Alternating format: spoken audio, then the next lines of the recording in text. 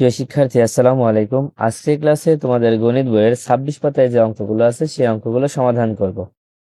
দেখো, 26 পাতার প্রথমেই 1 নম্বর দিয়ে আছে, রহিম সাহেব বাজার থেকে 600 টাকা দিয়ে 5টি ডাব কিনলেন। 12টি ডাব কিনলে তার কত টাকা খরচ হবে? দেখো, রহিম সাহেব বাজারে গেল, বাজারে যাওয়ার পরে সে 5টি ডাব কিনলেন। 5টি ডাবের দাম কত? 600 টাকা। 5টি ডাবের দাম কত? 600 টাকা। এখন যদি সে 12টি ডাব কেনে, যদি 12টি ডাব কেনে তাহলে তার কত টাকা খরচ হবে? এই অঙ্কটা কিভাবে করবা? দেখো, প্রথমে ডাব কিনছে 5টা, তাহলে 5টির দাম কত? 600 টাকা। এখন যদি 12টি ডাবের দাম বের করতে হয় তাহলে প্রথমে আমাদের একটির দাম বের করে নিতে হবে। প্রথমে কয়টির দাম বের করে নিতে হবে? একটির দাম। তাহলে প্রথমে লিখে নাও যে 5টি ডাবের দাম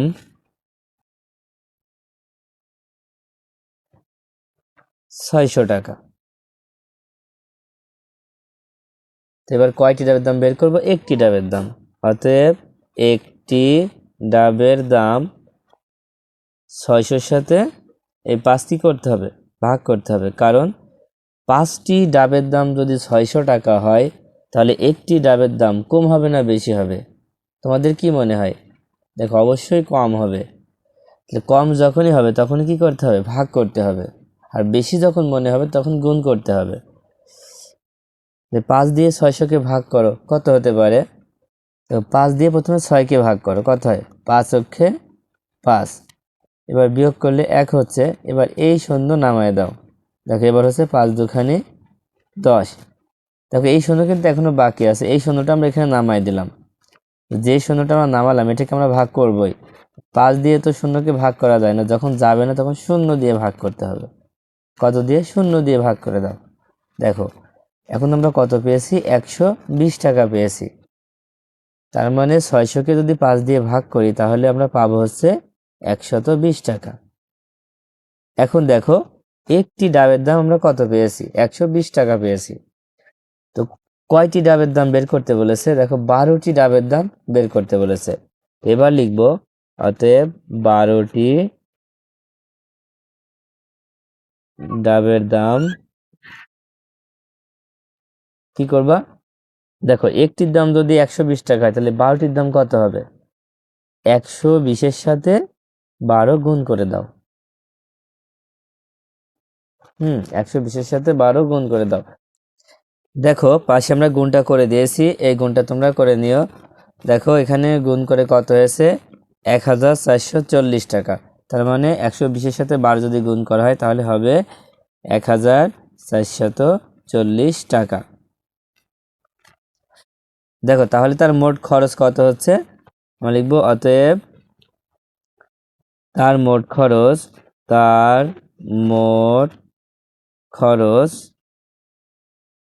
1440 টাকা। তাহলে উত্তর হবে 1440 টাকা। আশা করি তোমরা বুঝতে পেরেছ। দেখো, ঐকিক নিয়ম করার জন্য একটা সহজ নিয়ম হচ্ছে, যদি প্রথমে ভাগ হয় তাহলে পরে গুণ হবে, আবার যদি প্রথমে গুণ হয় তাহলে পরে হবে ভাগ। এটা মনে রাখলে কিন্তু অঙ্ক খুব সহজ হবে। আমি আবার বলছি, ঐকিক নিয়ম করার সহজ উপায় হচ্ছে, যদি প্রথমে ভাগ হয়, দেখো এখানে প্রথমে ভাগ হয়েছে, যদি প্রথমে ভাগ হয় তাহলে পরের বার গুণ হবে। পরের বার কি হবে? গুণ হবে। দেখো, এখানে ভাগ করেছি, পরে কিন্তু গুণ করেছি। আবার যদি প্রথমেই গুণ হয় তাহলে পরে কিন্তু ভাগ হবে। এই ধাপটা যদি মনে থাকে তাহলে এই অঙ্ক করা তোমার কাছে আর কোনো কঠিন মনেই হবে না। দেখো, তোমরা চাইলে এইভাবেও করতে পারো। কিভাবে করবা? প্রথমে লিখবা 5টি ডাবের দাম 600 টাকা। তারপরে 5-এর নিচে লিখবো 1। একটি ডাবের দাম তাহলে কম হবে, কম হলে কি করতে? ভাগ করতে হবে। তো আমরা মাঝে যে দাগটা দিয়েছি এই দাগটাকে কিন্তু ভাগ বলা হয়। যখন এইভাবে করবা, এখানে যে সংখ্যাটা থাকবে সেটা যাবে উপরে, আর এখানে যে সংখ্যাটা থাকবে সেটা আসবে নিচে। কারণ এই 5 ভাগ হবে তাই 5 আসবে নিচে। তারপরে 12টি ডাবের কথা বলেছে, তারপরে লিখবা 12টি ডাবের দাম। এবার এখানে যেটা লিখবা সেইটা লিখবা উপরে। এটা গুণ অবস্থায় হবে। প্রথমে 5 হচ্ছে ভাগ, পরে 12 হচ্ছে কি গুণ অবস্থায়, সেজন্য গুণ সবসময় উপরের সাথে হয়, উপরে যে সংখ্যা থাকে তার সাথে হয়। এই জন্য 600 গুণ 12 আর নিচে হচ্ছে 5। তো এইভাবে লেখার পরে প্রথমে 5 দিয়ে এই 600কে ভাগ করে দিবা। দেখো 600কে ভাগ করলে আমরা কত পেয়েছি, 120 পেয়েছি, এখানে 120 লিখে দিবা। এবার এই 120-এর সাথে 12 গুণ করতে হবে। 120 আর 12 গুণ করলে কত হচ্ছে, 1440 টাকা। দেখো এবার এই 2 নম্বরটা খেয়াল করো, এখানে লেখা আছে রাইসা 64 টাকা দিয়ে 8টি কলম কিনলো। 24টি কলম কেনার জন্য তার কত টাকা লাগবে? তো রাইসা একটা দোকানে গেল, দোকানে গিয়ে 64 টাকা দিয়ে 8টি কলম কিনলো। এখন সে মনে করলো যে আমি 8টি কলম না কিনে 24টি কলম কিনবো। তাহলে 24টি কলম কিনতে তার কত টাকা লাগবে? তো এই অঙ্কটা কিভাবে করবা, দেখো প্রথমে কিন্তু 8টি কলমের দাম দেওয়া আছে। তো 8টি কলমের দাম দেওয়া থাকলে আমাদের প্রথমে একটি কলমের দাম বের করে নিতে হবে, তা না হলে কিন্তু এই অঙ্কটা করা যাবে না। তাহলে প্রথমে আমরা লিখব যে 8টি কলমের দাম 64 টাকা, তাহলে অতএব একটি কলমের দাম 64 ভাগ 8, যে 8টি কলমের দাম 8টি কলমের দাম কত টাকা, 64 টাকা। তো একটি কলমের দাম বের করতে হবে, অতএব একটি কলমের দাম কি হবে, এখানে গুণ হবে না ভাগ হবে? দেখো 8টি কলমের দাম যদি 64 টাকা হয়, তাহলে একটি কলমের দাম কম হবে। কম যখনই হবে তখনই কি করতে হবে, ভাগ করতে হবে। তো ভাগ করে ফেলো, 8 দিয়ে ভাগ করে ফেলতে হবে। 8 দিয়ে 64কে ভাগ করলে 8 8-এ 64 হয়, তার মানে এখানে 8 হবে, 8 টাকা। তাহলে একটি কলমের দাম কত হচ্ছে, 8 টাকা। এখন কয়টি কলম কিনবে, দেখো 24টি কলম কিনবে। তো এবার আমরা লিখবো অতএব 24টি কলমের দাম। এটা এই 24-এর সাথে এই 8 গুণ করতে হবে। 24 গুণ 8 টাকা। এখানে একটির দাম বের করার পরে যা বলবে আমরা পরে গুণ করে দেব। এবার গুণ করে ফেলো, গুণ করলে কত হবে, দেখো 8 আর 4 গুণ করো, 4 8-এ 32, 2 হাতে থাকে 3, 8 দুখানি 16, 16 আর 3 হচ্ছে 19, কত হচ্ছে 192 টাকা। তাহলে উত্তর হবে, উত্তর 192 টাকা। আচ্ছা এবার 3 নম্বর অঙ্কটা খেয়াল করো, একজন তাঁতি 3 দিনে 24 মিটার কাপড় বুনতে পারেন। এখন নিচের প্রশ্নগুলোর উত্তর খুঁজে ছকের খালি ঘরগুলো পূরণ করি। দেখো নিচে একটা ছক দেওয়া আছে, এখানে কিছু খালি ঘর আছে, এগুলো পূরণ করতে বলছে। তো প্রথমে আমরা এই 3টা অঙ্ক করে নিব, তারপরে এই খালি ঘরগুলো পূরণ করার চেষ্টা করব। তো এখন দেখো প্রথমে বলা হচ্ছে যে একজন তাঁতি 3 দিনে 24 মিটার কাপড় বুনতে পারে। কয় দিনে, 3 দিনে। তো 3 দিনে যদি 24 মিটার কাপড় বুনতে পারে, তাহলে 1 নম্বরে আছে 6 দিনে কত মিটার কাপড় বুনতে পারবেন। এখন 3 দিনে যদি 24 মিটার বনে, তাহলে 6 দিনে কত মিটার বনবে, এটা বের করার জন্য প্রথম কাজ কি, আগে 1 দিনে কত মিটার কাপড় বুনতে পারবে সেটা বের করতে হবে। হ্যাঁ, 1 দিনে কত মিটার কাপড় বুনতে পারবে সেটা আগে বের করে নিতে হবে, তাহলে সহজ হবে অঙ্কটা।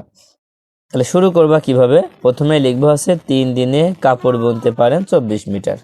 ঠিক আছে, তাহলে 1 নম্বরে আমরা শুরু করব যে 3 দিনে কাপড় বুনতে পারবেন। দেখো তাহলে আমরা লিখবো হচ্ছে 3 দিনে কাপড় বুনতে পারেন 24 মিটার। 3 দিনে 24 মিটার বনছে, তাহলে আমরা লিখবো। তো এখন আমরা বের করব 1 দিনে, মানে প্রথমে 1 দিনে বের করে নিলে অঙ্কটা করা খুব সহজ হবে। তাহলে লিখবো 1 দিনে কাপড় বুনতে পারেন। তো 1 দিনে কতটুকু বুনতে পারবে, বেশি না কম? 3 দিনে যদি 24 মিটার বনে, তাহলে 1 দিনে কম বুনবে। তাই 24-কে 3 দিয়ে ভাগ করে ফেলো। 24-কে 3 দিয়ে ভাগ করলে কত হয়, দেখো 3 8-এ 24, তার মানে 8 মিটার বনছে। 1 দিনে কাপড় বনছে কতটুক, 8 মিটার বনছে, তাই না? তো এখন কত দিনে বের করতে হবে, দেখো 6 দিনে। 6 দিনে কত মিটার কাপড় বুনতে পারবে, তো একের নিচে আমরা 6 লিখবো। অতএব 6 দিনে কাপড় বুনতে পারেন এই 8-এর সাথে 6 গুণ করতে হবে। 8 গুণ 6, এখানে মিটার লিখে দাও। এবার গুণ করে ফেলো, কত হবে? 6 8-এ 48। 48 মিটার কাপড় বুনতে পারবেন। ঠিক আছে, 48 মিটার কাপড় বুনতে পারবেন। তাহলে উত্তর লিখব 48 মিটার। এবার 2 নম্বরটা খেয়াল করো। 2 নম্বরে আছে 32 দিনে 256 মিটার কাপড় বুনলে এর অর্ধেক সময়ে কত মিটার কাপড় বুনতে পারবেন? ভালো করে খেয়াল করো যে 32 দিনে 256 মিটার কাপড় বুনলে এর অর্ধেক সময়ে কত মিটার কাপড় বুনবে। এর অর্ধেক সময় বলতে কি, এই 32-এর অর্ধেক সময় কত হয়? কারণ 32-এর অর্ধেক কত? 16 দিনে কত মিটার কাপড় বুনতে পারবে। তাহলে এই অঙ্কটা কিভাবে করবা? দেখো, এই অঙ্কটা করার জন্য প্রথমে আমাদের কাজ হচ্ছে যে 32 দিনের অর্ধেক কত দিন হয় সেটা বের করে নেওয়া। তো প্রথমেই তোমরা লিখে নিবা যে 32 দিনের অর্ধেক সময় 32-কে 2 দিয়ে ভাগ করবা। ভাগ করলে কত হচ্ছে? 16 দিন হচ্ছে। হ্যাঁ, অর্ধেক বললে আমরা সবসময় 2 দিয়ে ভাগ করব। 2 দিয়ে ভাগ করলে অর্ধেক বের হয়ে যাবে। তার মানে 32 দিনের অর্ধেক সময় হচ্ছে 16 দিন। এবার এখানে লেখা আছে যে 32 দিনে সে 256 মিটার কাপড় বুনতে পারে। এই জন্য আমরা লিখব 32 দিনে কাপড় বুনতে পারেন 256 মিটার। 32 দিনে কাপড় বুনতে পারে 256 মিটার। এবার কয় দিন বের করবা? দেখো দেখো একদিনে কত মিটার কাপড় বুনতে পারে সেটা বের করতে হবে। তাই লিখবা একদিনে কাপড় বুনতে পারে 256 ভাগ 32। কারণ 32 দিনে 256 মিটার বুনলে একদিনে অবশ্যই কম বুনবে, এই জন্য কম বললে ভাগ করতে হবে। তো 256-কে 32 দিয়ে ভাগ করলে কত হবে? 8 মিটার হবে। কত হবে? 8 মিটার। দেখো এখানে ভাগটা করে দিয়েছি, তোমরা একটু দেখে নিও। তারপরে অর্ধেক সময় বলতে আমরা কতদিন পেয়েছি? 16 দিন পেয়েছি।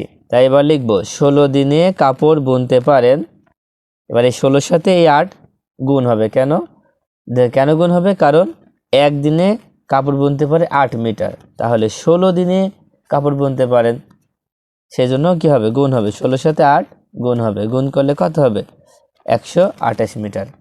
তার মানে উত্তর হবে 128 মিটার। এবার 3 নাম্বারটা খেয়াল করো। 3 নাম্বারে আছে 20 দিনে 160 মিটার কাপড় বুনলে 5 দিনে কত মিটার কাপড় বুনতে পারবেন? দেখো 20 দিনে যদি 160 মিটার কাপড় বোনে, তাহলে 5 দিনে কত মিটার বুনতে পারবেন? এটা বের করার জন্য কি করতে হবে? প্রথমে আমাদের একদিনে কত মিটার কাপড় বুনতে পারে সেটা বের করে নিতে হবে। তাই প্রথমে কি লিখবা? প্রথমে লিখবা 20 দিনে কাপড় বুনতে পারে 160 মিটার। দেখো 20 দিনে কাপড় বুনতে পারে 160 মিটার। এবার প্রথমে একদিনে বের করব। একদিনে কাপড় বুনতে পারে, কি হবে? গুণ হবে না ভাগ হবে? ভাগ হবে। 160 ভাগ 20। এবার ভাগ করলে কত হয়? দেখো যদি 160-কে 20 দিয়ে ভাগ করা হয় তাহলে কত হয়? দেখো মনে করে এই শূন্য আর এই শূন্য নাই, তাহলে 16 আর 2, 2 দিয়ে 16-কে ভাগ করলে 8 দুখানে 16 হয়। তার মানে 8 মিটার হবে। কত হবে? 8 মিটার। তাহলে একদিনে কাপড় বুনতে পারে কত মিটার? 8 মিটার। এবার কত দিনে বুনবে? 5 দিনে। 5 দিনে কত বুনবে? একদিনে যদি 8 মিটার বনে তাহলে 5 দিনে কত বুনবে? অতএব 5 দিনে কাপড় বুনতে পারে, এই 8-এর সাথে 5 গুণ করে দাও। গুণ করলে কত হবে? 5 8-এ 40 হয়, 40 মিটার।